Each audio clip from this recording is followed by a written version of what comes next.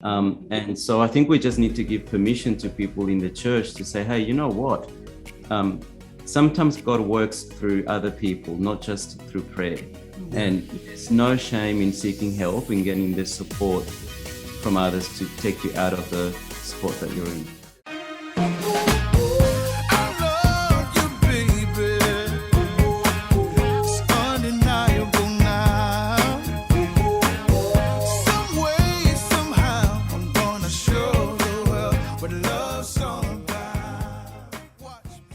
Everyone, and welcome to another episode of Marriage Matters. This is a podcast where we talk about marriage matters because marriage matters. So that's what it's all about.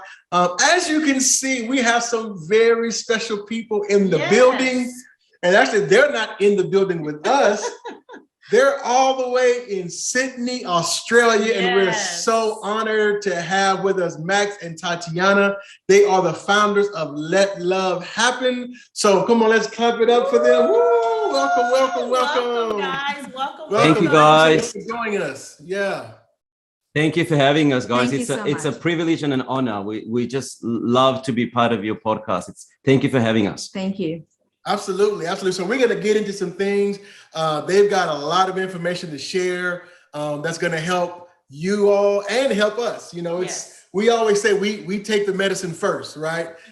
So we're excited to have them to share with us. But before we jump into it, I want to do, we've been using the Studleys, Seth and Melody Studley. They host a podcast called Anatomy of Us. Yes. And they have an app called The Anatomy of Marriage. Great app. If you want to download it, has some great tools for married couples, but we've been using the conversation starters. And it's just some great fun questions to ask each other, just to help spark conversation. Get you talking. So we're going to ask Max and Tatiana to join us this week for our question. So here's a question. Let me get to it. We're gonna do we'll do the our story one. Okay. So Max, this one's for you. Are you an optimist or a pessimist or a realist? Definitely an optimist. Glass half full, we say in Australia. So optimist. Yeah. Okay. All right. Cool deal. So we're not gonna give you the same question, Tatiana. We're gonna make it hard for you. Let's see. How are we different? So how are you and Max different? Oh, that's very easy to answer. Look, I'm highly organized, highly structured, like to plan, Max is all the opposite. He can go with the flow. He doesn't really plan. He's a bit messy sometimes. So we have learned to compromise on those different areas. Okay. All right. Very cool. All right. So I'll take the next question. So I'm asking this question to you. Me? Okay. Yeah. So how can I help you feel more relaxed? Oh, goodness. Probably jumping in sometimes with the kids when it comes to the homework and making sure that it's done and things like that. Okay. Yeah. I'll try. Because sometimes that becomes like a battle. Okay. I'm not gonna try. We can't try. No. There's either do or don't. You do or you don't. Okay. Okay. I will do that. I'll make sure I do more of that. All right. So that's your question. Okay. How can I make you feel like royalty? Oh, goodness. Okay. So was that in purpose, that question? No, it's he random. Chose the question. No, it's random. It's random. The questions are random. The phone was in your hand. So I will say this, and this is, I'm not making this up. This is a phrase we say here in the States, kind of an urban phrase. We say no cap, which means I'm not kidding. Okay. So this is no cap. I already feel like a king in this house. So there's nothing more that you could do. You're so sweet. And I'm not saying that just to say it. I'm honest. Very cool. Very cool. Yeah. All right. So thanks for doing that with us. Yes, thank you. Yeah, guys. really good. So that's, again, the Anatomy of Marriage app. You can find it in the Apple Store, the App Store, Google Play for Apple and Android phones. So before we get started, I just want to tell you guys a little bit about our guests. Max and Tatiana, they've been married for 10 years. and they are the parents of 3 daughters, a toddler, a teenager, and a teenager. So I like that. And you know, Max, whenever I have 2 girls, so whenever I meet another guy who's in a house full of women, I just like, hey, I can, you can relate to me. Yep. You know, you are my brother from another mother. You know my struggle. You know my pain. So, That's right. They have 3 beautiful daughters. They have 20 years combined experience as counselors and couple therapists. They are best-selling authors and the founders of Let Love Happen. Max and Tatiana walk the walk and have helped countless couples to discover the joy of happy, resilient relationship. Awesome. So thank you again for joining us. And to get started, I always like to ask couples, just tell us the story of Max and Tatiana. So how did that happen? Do you want to start? Yeah, I'm happy to start. Look, I love what you said earlier about walking the walk and, applying the things that we try to help people with, because we've been there where people are, We got together 10 years ago. Tatiana was visiting from Colombia. That's where the accents are from. Well, people might pick them up. I'd been in Australia for about 30 years by then, 25 years. And we met in church and, started as friends. And, Tatiana had a history and had a daughter that was overseas. And we started as friends. We got to know each other. We connected through, church group and studied counseling together. Studied family therapy together. We got married. I traveled, visited her family, visited my family overseas, and have moved around multiple times in Sydney. Have gone through that reality phase of being together, knowing how different we are. We've butted heads, and I think Tatiana shared a little bit around that before.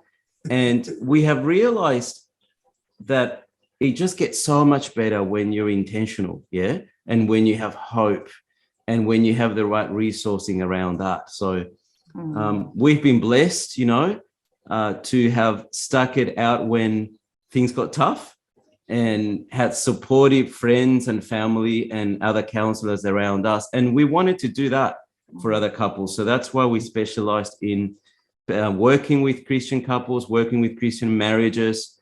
And we just get so much joy out of that work.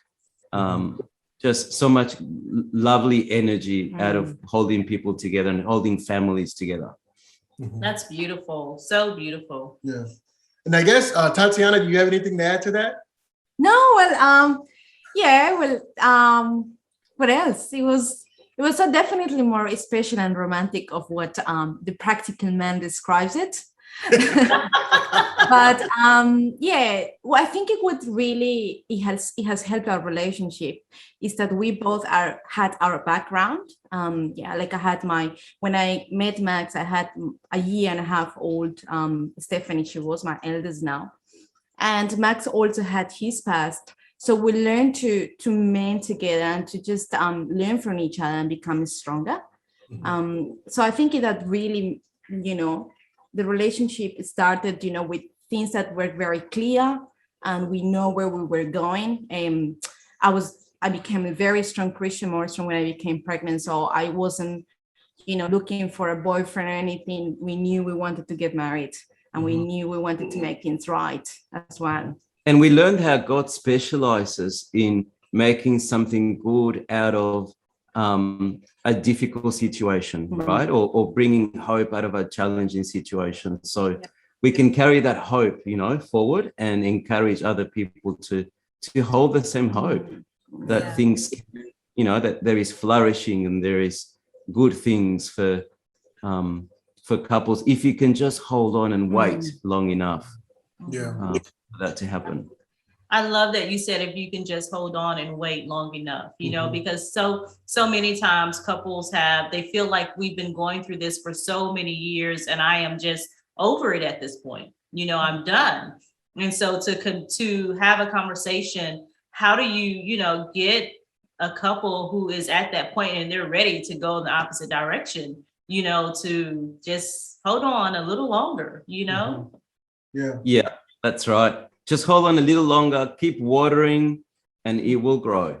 If you just hold on and just wait, it might be, you know, another week, another month, but we're pretty strong on that with the couples that we work with. We say, we are going to hold on to hope for you, right? We're not going to let you give up, not yet, at least not until you've put in the work and the effort that, and I think God honors that, you know, and we trust the process and things change. Absolutely. And we love what you guys do as well over in the US. We've been following your Instagram account, and it's just so awesome to see just the hope that you guys provide to couples in church and outside of church, and your love so much. Yes. Of marriage. Thank you. Yeah, and just on that, you know, I remember we were talking with one couple, and you know, we were talking, and they were basically saying, I'm just tired. I've had enough. And so I said, how long did it take you guys to get into this? And they were, I think at the time it was like 7 years. I said, well, why don't you give God at least that long to restore it? And I remember she was like, so you mean to tell me I got to wait 7 years? I said, no, I didn't say that. I just said, you know, give yourself at least that, you know. And I one of the things, it's like we live in this society where things just don't last. You know, we get a brand new phone, you know, every 2 years. Most people get a new car every 3-4 years.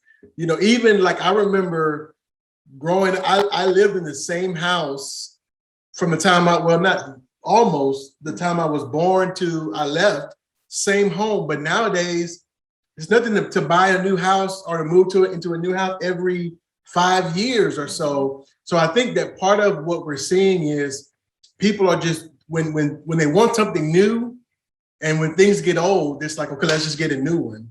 So I think some of that has kind of crept into what we know as marriage, and we don't teach people. You said the word earlier when we were talking, covenant.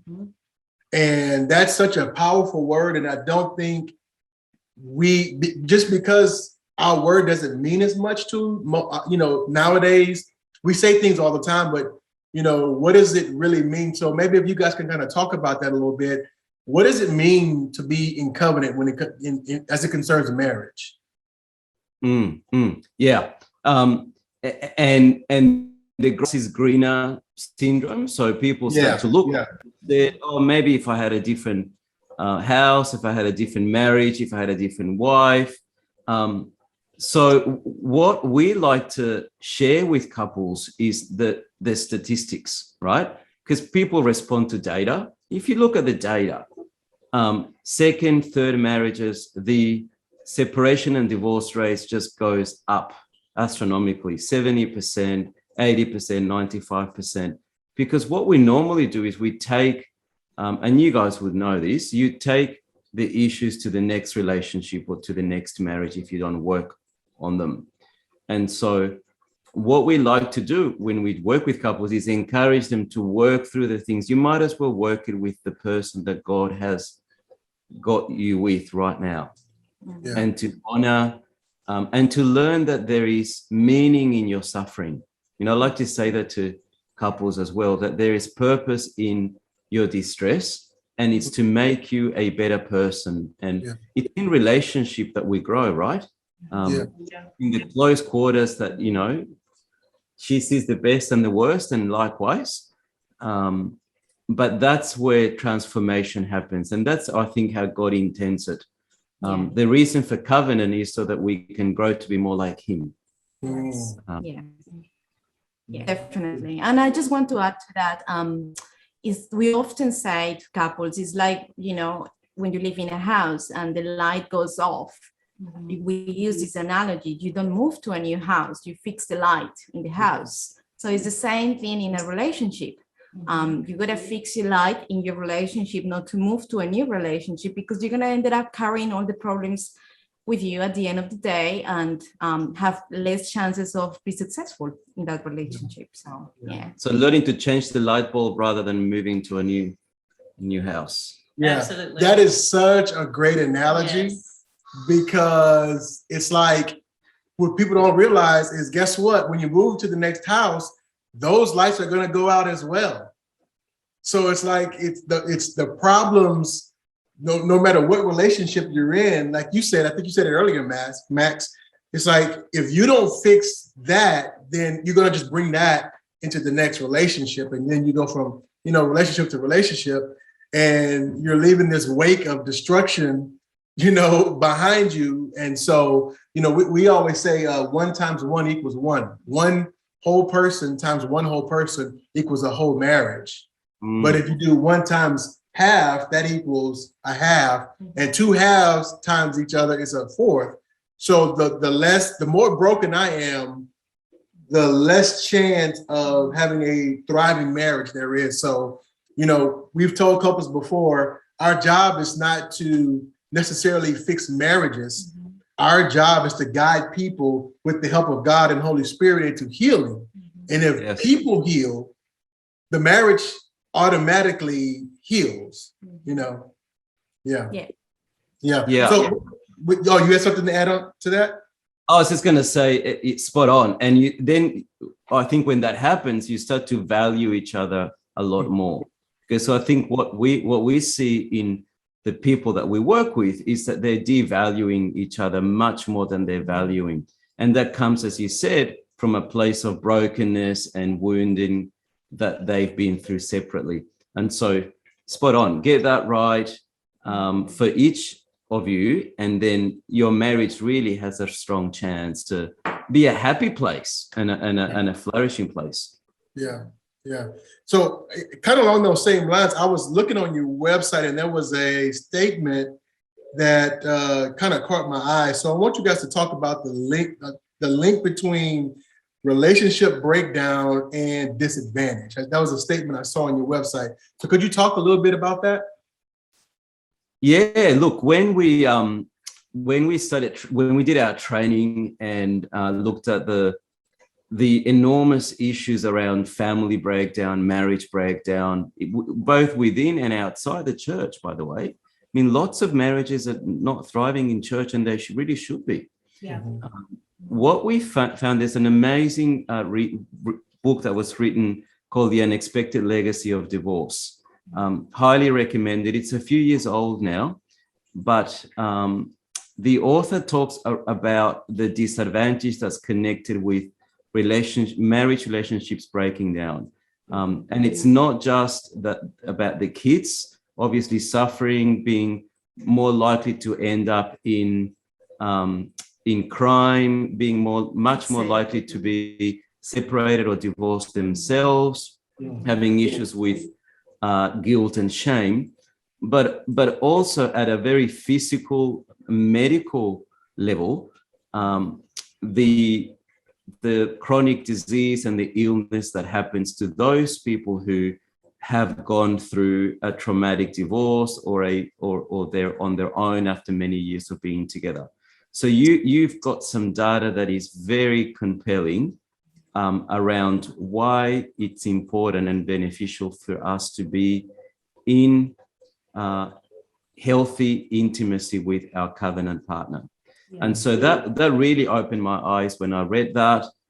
We've developed a lot of our program and resources around that, and to support healthy intimacy and the value of staying together. So not just because God commands it and there's a blessing with it, but also because it's good for us. It's good for us individually, and it's good for society. The other thing, and I want to share with Max's permission here. From my part, and I write on the book about this, and I explain why the heart of Let Love happened. My parents divorced. I think they're going to divorce for the 3rd time. kept coming together, separating, coming together. And it was very disruptive for me as a child and an only child. So I had to face all that on my own. And because of that, there were many problems later. I struggled with depression, with anxiety, and there was a lot of brokenness. So I realized I didn't want that I didn't want another child to go through that. And I wanted couples to be together and to be healthy together. That's my calling in my heart. From Max, part you want to share? Yeah, I mean, I also went through a relationship breakdown. I took a long time to heal, to understand my part in it, her part in it. And so I guess the point we make is that we all have gone through things. We're all broken in our own ways. And I think what we found with Tatiana is when we learned the process of healing and got the support and trained and understood and got wisdom, you just have a heart for sharing that with other people. Because you say, hey, look, it doesn't have to be this way. You don't have to grow up like this. And the mistakes that were made don't have to be repeated with the next generation.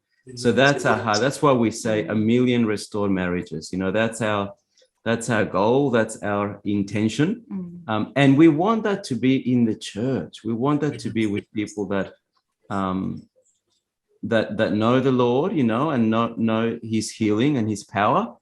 And and that might be stuck for whatever reason. And he's definitely, I think God is always present, regardless of the religion as well. And I will say that because we counsel Muslims, we counsel people from our religion. We pray for them. We in the background, they're always constantly praying for them. We don't necessarily bring God to the session until they allow us. If they're Christians, we love to work with those couples because we can openly talk about God and pray with them in the room. So it's more special, but it doesn't mean God is not operating. And even with the couples that don't necessarily are Christian, we have seen the transformation and we have seen how God really provides that change and that transformation. Yeah. That's amazing. We say there's five people in the room. So us, the four of us, and then the Holy Spirit, right? I love it. Like it. I love it. Yeah. I'm taking all of the house analogy with the light bulb. I'm taking that one. And there's 5 people in the room. Yeah. Maybe we're gonna get a sign to put in the office that says that. There's 5 people in the room. Yeah. Well, sometimes it'll be 4 because I'm not there. Anyway, I'm sorry. Go ahead.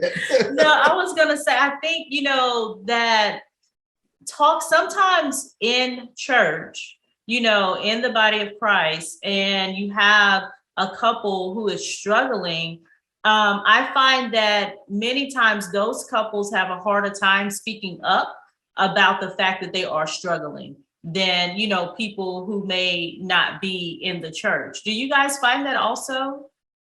Definitely. And it's very understandable, very normal, because I think there's 2 things. There is the shame about we probably like couples or partners feeling like we're broken, we need help, we need someone to fix us. So there is shame around that, but there's also a stigma around seeking help. Yes. And it's like, if we seek help, then, it is a stigma, misconception. So those are the 2 biggest barriers that we found stop couples from, getting help earlier, because eventually they do ended up getting help, the ones that saved marriage. But sometimes it takes a long time, and it's when things get really, really bad. That's what we can say. Yeah. And I think also sometimes within the body of Christ or the church, we tend to overvalue prayer, but devalue the way that God may be working through an accredited counselor or a person that can support you. Both things are important.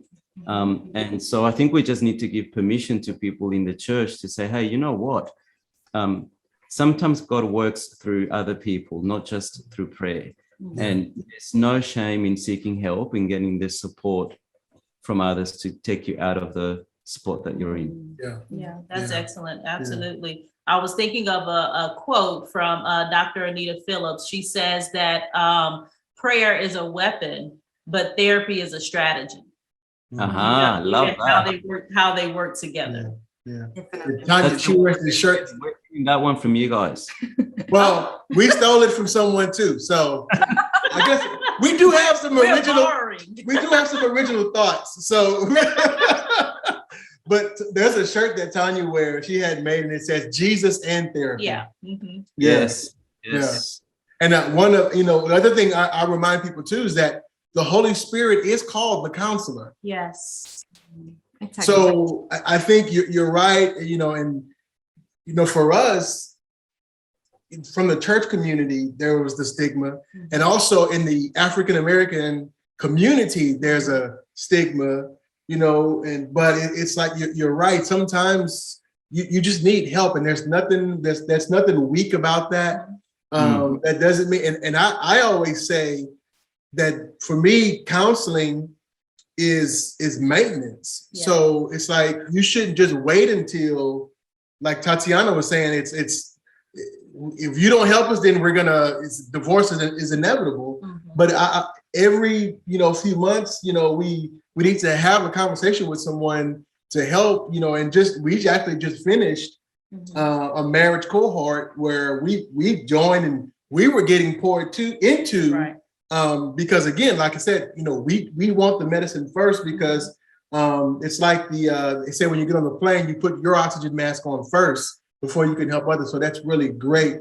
What would you guys say, or what kind of encouragement would you give to those who perhaps are struggling with, they know they need the help, but they just can't find a way to get the help? Great question. What I would say is that there's different phases in a marriage or in a relationship, right? And there's work that we need to put in place for every one of those phases. And no one gives you a manual when you get married, really. You don't know what you're getting yourself into. And so I say the encouragement would be, if you get the right support, you can learn to love and value each other more. That's number one. This is from Hope Centered Marriage Counseling. Value and love each other more. The second one is do the work that's required at your stage of relationship. So if you're a newly married person, you're going to be needing work in a particular area or areas. If you're someone who's been married for 15 to 20 years, then there's work that's a bit different for you around parenting and kids and all that. So that's number two. And then number three is what we said earlier in the podcast, just the waiting. God is in the waiting. Jesus is in the waiting. And so you've just got to hold on, put those two things in place, and then just have patience and things will change. Amazing. Yes, God is in the waiting. Yes, that I felt that in my spirit. So sometimes we don't want to meet him there. Yeah. That's the that's sometimes it's the hardest part, is the waiting. Yeah. So cool. And sometimes we're disappointed in the way, right? Yeah. We even see it in our couple work, like the partner is discouraged because they're not seeing the change they are expecting in the other partner as quick as they want. Sure. And they are going off track. And we often tell them, don't worry about her part or his part, worry about your part, because there's a lot of things that are happening in the background. And sometimes they're just focusing so much on the results and the destination that they're not really, trusting and enjoying the process. And when they actually do, that's when things start flourishing and you start transformation. Yeah. That's so good. It's like standing, waiting to watch a pot of water boil. It's like it's never going to boil the whole time, while you're standing here looking at it. You have to walk away from it, and we share the same thing with couples that, focus on your work, your individual work, and what you're putting toward the marriage. And you will begin to see the fruits of that, versus waiting to see if your partner changes or, we're playing this game to see who's going to change first. We both have to focus on our individual selves and not necessarily what the other person is doing. We always say what he does is not your business, and what she does is not, you know, to her, what he does is not your business, and what she does is not his business. Yeah. You know, mind your business and take care of you. Yeah. And that really helped. I'm sorry, go ahead. Go ahead. I like that. Yeah. I was just gonna say that helped me when I realized there's nothing that I could do to change Tanya. Mhm. I can't do that, but I can change me. I can make different decisions. And when I learned that, it really took the pressure off of our relationship, because it's like I didn't even, once I realized that, it's like I almost didn't mind as much what she was doing, because I knew there's nothing that I could do about it. But when I change, I noticed when I would do things and I change, it almost like it encouraged her to do the same. And when I did, like, I remember I went through this program called Growth Challenge. Shout out to all my Growth Challenge people out there. But I came home and I started telling her about, you know, everything that I've experienced. And she's like, okay, I got to go to this program, because she saw the change in me. It inspired her to want to change or be better. Because I think we were at a good place. It was just, go ahead. I'm sorry. Definitely, yeah. And I want to add to this one. We're gonna give you another one. Are you ready? I'm ready. Okay. We often tell couples, and this is part of, you know, the CBT, cognitive behavior therapy kind of work incorporated we do, and it's like couples often think, oh, I can change my partner. I can change my partner. And it's true, you cannot change your partner, but you can influence your partner. Yes, so Never good. change your partner, you can influence, and that's what we say. It sometimes is wonderful to see that the two partners are engaged and committed from the beginning, but sometimes it just takes one of them to start making that change, to influence the change in the other person, and that's beautiful to see. I'm not sure if you've seen it as this marriage proof, marriage proof. Marriage proof, yes. Oh yeah, the movie you talking about? Yes, right? the movie. Fireproof. Yes. Yes. Fireproof. Yeah. Yes. Where he actually makes all the change, and she her. So it's Love that an example. Yeah. That's amazing. Yeah. Such good stuff. Yeah. So I guess we can switch gears a little bit. And by the way, your website is beautiful. It is. It's I just want to let you guys know that. So I was kind of digging around in there. Another thing that I saw on there that I would like you guys to talk about, you talked about attachment styles. And I think that that's something that it's not talked about a lot, but I think it has a huge impact on the way we relate to each other and just in our marriage. So could you guys just kind of talk about that a little bit, talk about attachment styles and how that may affect our marriages? Yeah, look, it affects it in a very clear way. We say the person with the most anxious partner holds the most power in the relationship, right? So the most anxious person holds the most power. So if we're with an anxiously attached person, usually that partner will be a little bit more anxious, more easily stressed, will have challenges regulating self, and they will also hold a lot of the power in their relationships, because the other will tend to need to pacify and come alongside and try to calm the person down. The avoidant. Yeah. And so we do a lot of work with both partners, but we especially zero in on this and say, you know what?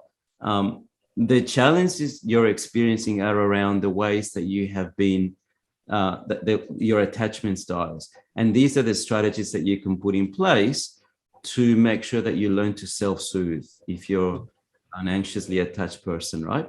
Or ways that you can help contain your partner in times where the stress becomes too big. And we all need that. That's why we're in relationship, because we expect our partners to help with that containing. I think what we're seeing more and more is couples who are not very good at self-soothing or containing each other in healthy ways. And so a lot of the work that we do through Let Love Happen is to teach couples how to do that effectively. Yeah. I mean, it's very rare that you would have two securely attached people in a marriage.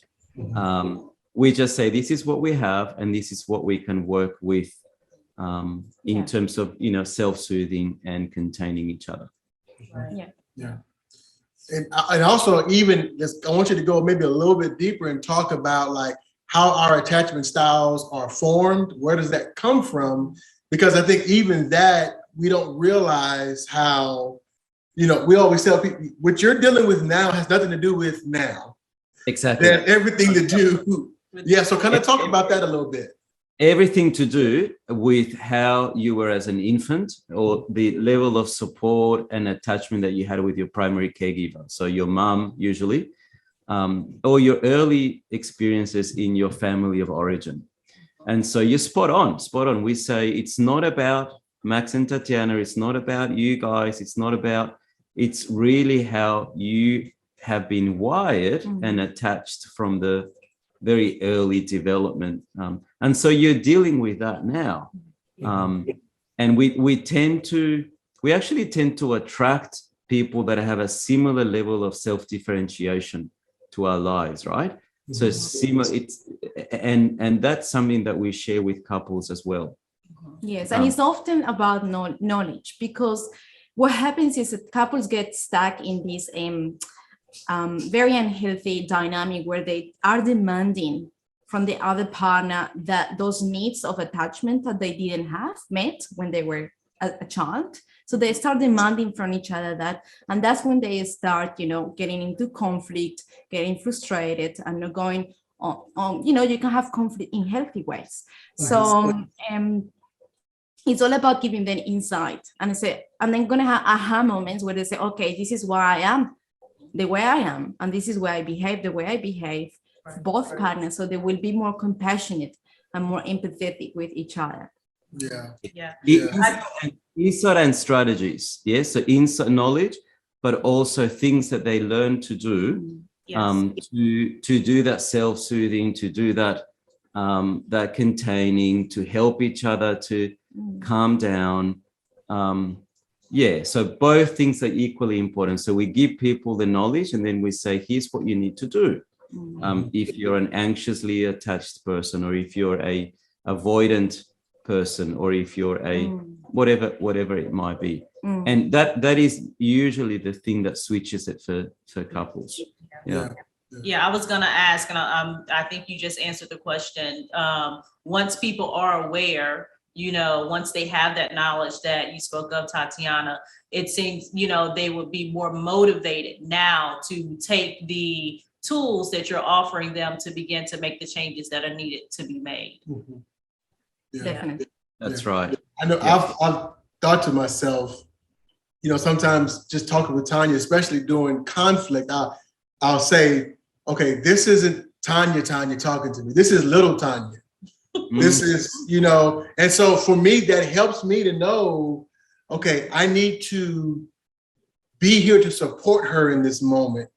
And right now, I don't need to it's not about getting my needs met right now. There's something that I need to help her walk through. And you're right, just knowing that.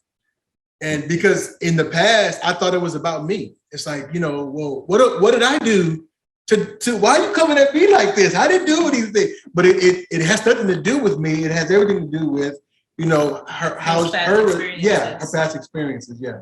So that's really good. Something that's triggered from her past, right? Exactly. Yeah. You did that so well. You explained that so well. It's like you realize I've got to take the hat off from being me and the husband now, and just meet the little, the person that's needing support right now.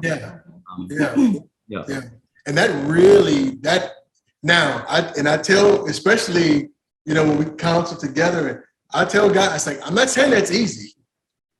That took a lot of first being aware of it. And then it's just like anything else, I had to learn and practice how to do that. And we do that for each other. Yeah, but and that's why, like you said, it's in the waiting. It's in the, don't give up hope. And you said something else, I was like, man, that's really good about the process. And we say this all the time. is I want to fall in love with the process. And if I learn to love the process of growth, then it's like, because we're such a result driven. It's like, I want to see the results. It's like, well, before you do that, you have to do the steps. And if you master the steps, the results, they come automatically. So that it's really great. And man, it's like, same thing. We get such a joy in seeing couples learn that and being able to slow things down and understand the dynamics of their relationship, and not just dealing with what's in the room, but understanding there's more at work here. Yes. Yeah. And why it comes? Why does that happen? Why do you protest and the other person withdraws? Where, so you unpack it, and many couples have never had that opportunity to explore that in a safe setting. So, anytime they can take the courage to do that and to do that safely, it's going to be a beneficial thing for them in the long term. Absolutely. And again, you said something, you talked about like attachment styles being formed in early childhood. It's like, and I know, unfortunately, well, not unfortunately, we know now, but if we knew this when our kids were babies, and to try to help them to develop more secure attachment styles, but it's like, it's going back to that building. So like, if we build this much, then how much more will our kids be prepared for when they have kids? So it's kind of like this ripple effect. And you're talking about 1 million couples, right, 1 million marriages. That's how it happens. It's that ripple effect in us, with us, and then this generation teaches the next generation, because this stuff is not taught. We did a communication master class last weekend, and we were saying, so long ago, people, we don't teach about it. People don't know how to communicate. People don't know how to listen. We're not taught those things, so we can't do what they don't know. Definitely. Yeah. Definitely. And it shows you, and it's a bit scary as well, because it shows you how much responsibility as a parent you have. Exactly. Yeah. And even if you try to do the best you can, you will never do it perfectly, because God. So is that, it's sometimes it's very confronting to know, like, God, I can break them, or I can set them up for success. Yeah. Absolutely. That's where a lot of grace comes in there. That's it. Modeling grace, modeling security and grace. Yeah. I was just reading somewhere.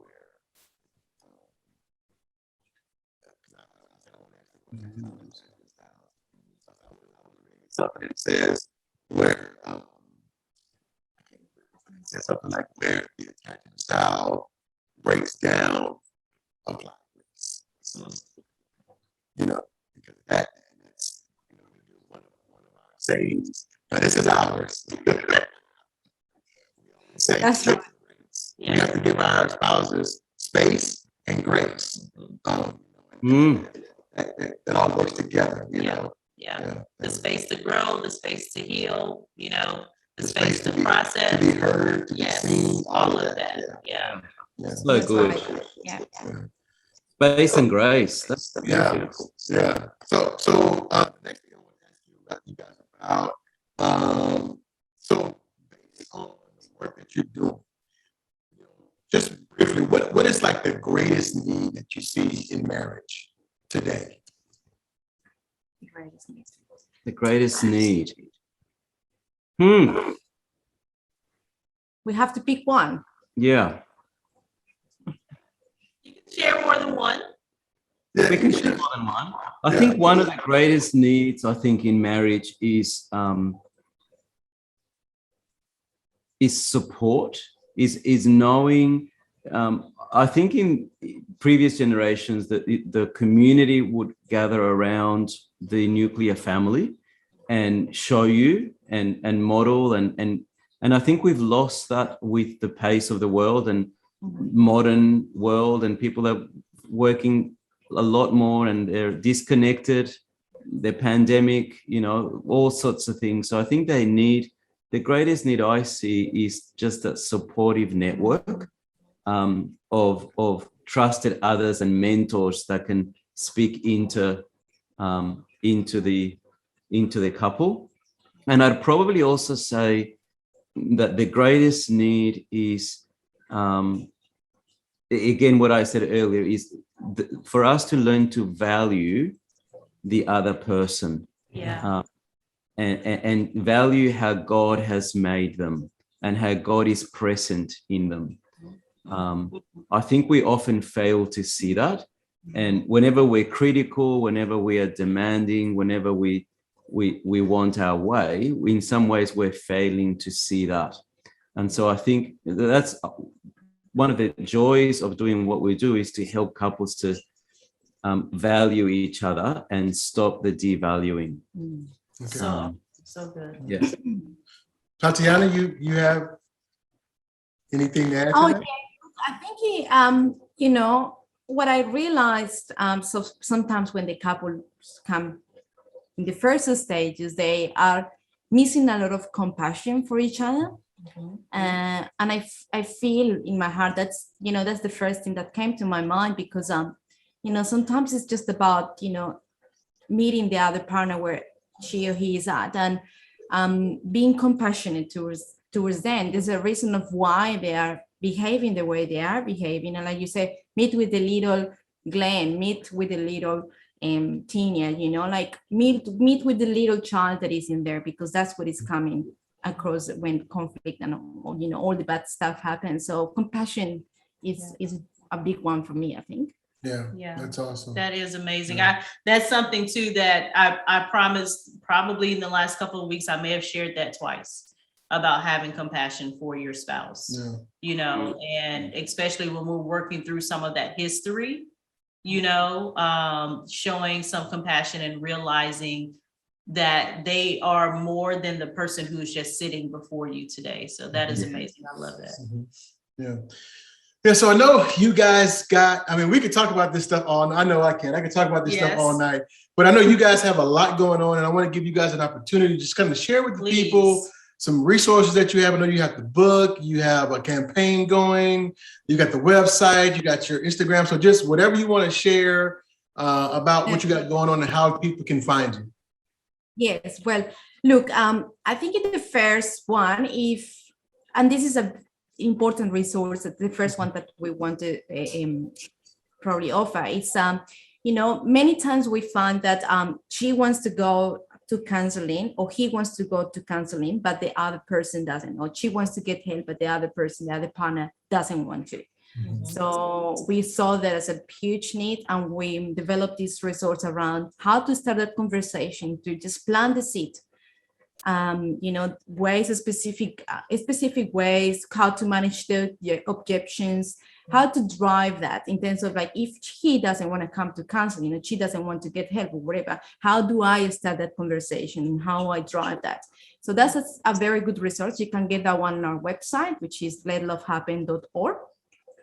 And with women, with wives, we realize they're often taking the initiative. They're often making that big step most of the time.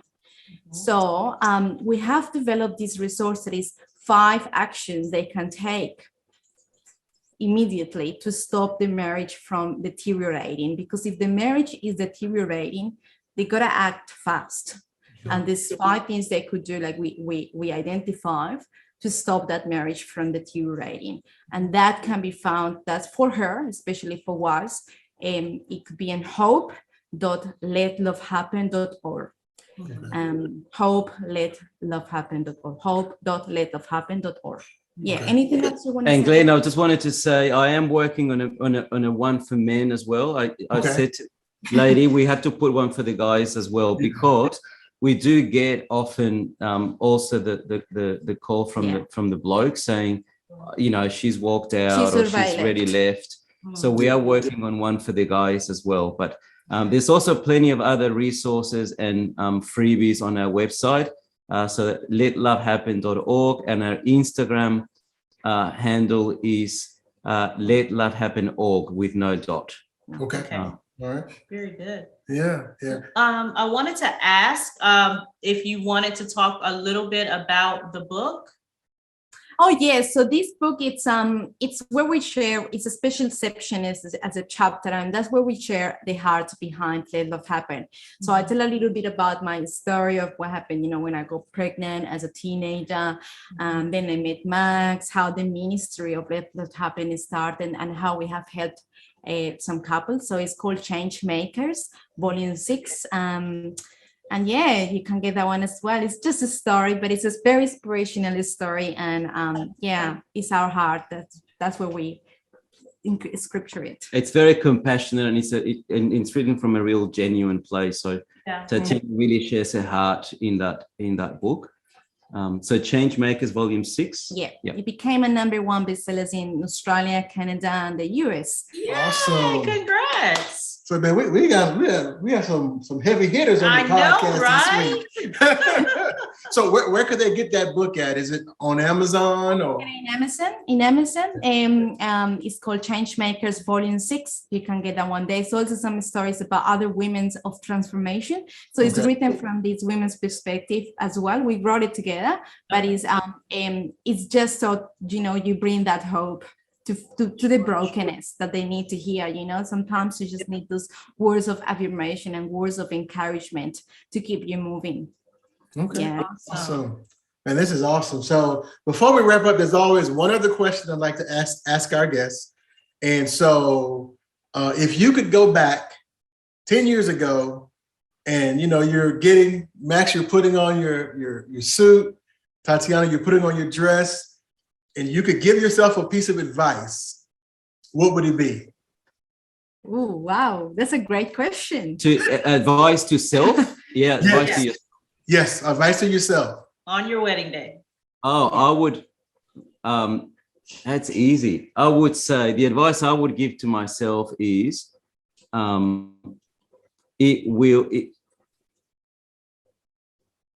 you may not realize it at the beginning, but it will get so much better.